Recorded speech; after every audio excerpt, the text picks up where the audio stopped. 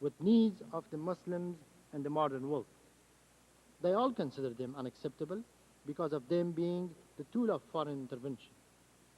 The military rule of the Taliban must not be considered as final or accomplished.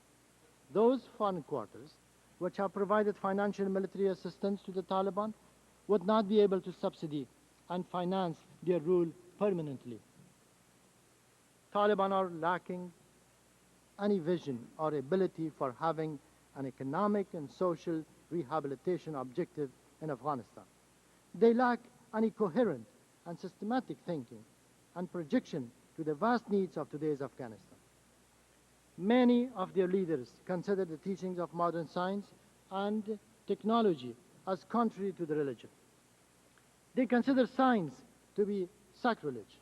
The Taliban, who still believe the earth is flat, are not the people for Afghanistan, not when we are about to enter the 21st century.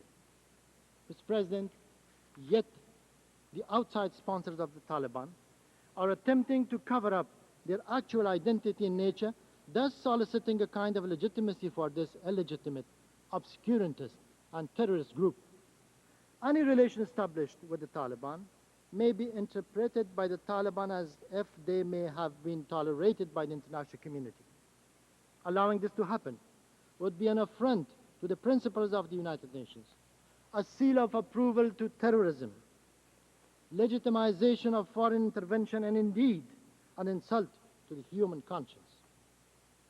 In the name of the Islamic State of Afghanistan and the victimized Afghan nation, I express gratitude to all those countries who have expressed their concern and disapproval of the occupation of the Afghan capital Kabul by the Taliban and the rule of terror in that city. Mr. President, days after the occupation of Kabul, on October 2nd, 1996, the coordinating meeting of the Ministers of Foreign Affairs, members of the Organization of Islamic Conference, at which I had the honor to speak, convened in the United Nations in New York. And a final communique, quote, expressed the hope that the Afghan parties would peacefully resolve their political differences and collectively work for the restoration of peace and stability in that country, unquote. The practical solution to the Afghan problem needs to be as follows, in conformity with the General Assembly resolution on Afghanistan of December 19, 1995. 1. Immediate cessation of armed conflict and declaration of ceasefire. 2. Inviting all Afghan parties to the negotiating table under the auspices of the United Nations and with the cooperation of the OIC. 3.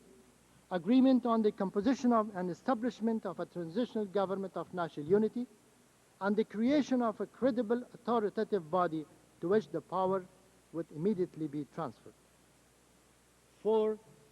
Consolidation of the political process, leading to ascertain the views of the people and the solution of the problem through elections or convening of the Grand National Assembly. Mr. President, our basic views and main objectives are as follows.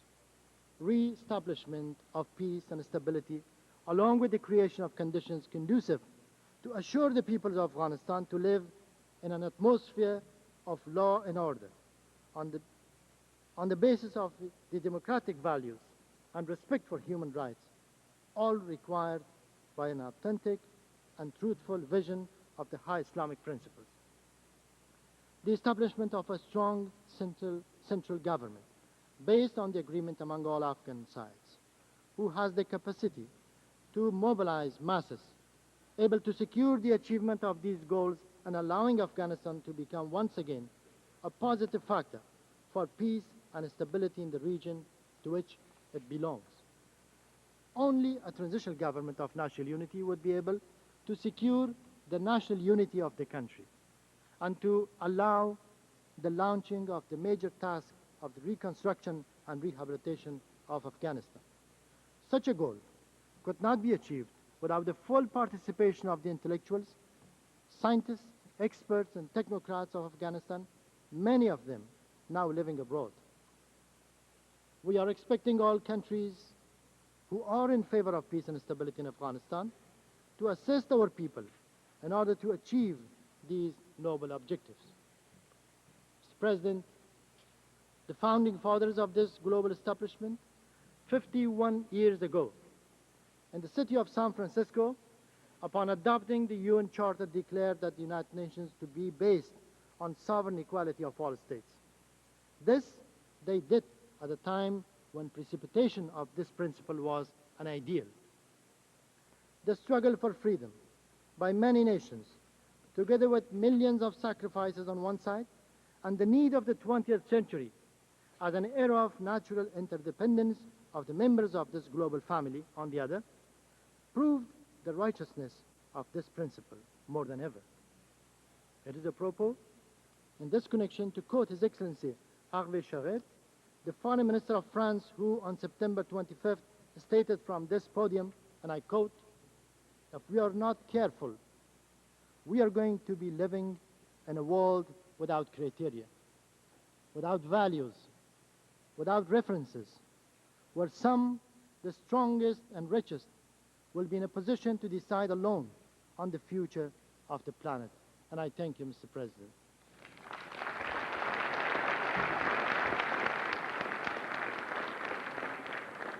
I thank His Excellency the Deputy Minister for Foreign Affairs of Afghanistan. The next speaker is His Excellency the Honorable Eria Katigaya, First Deputy Prime Minister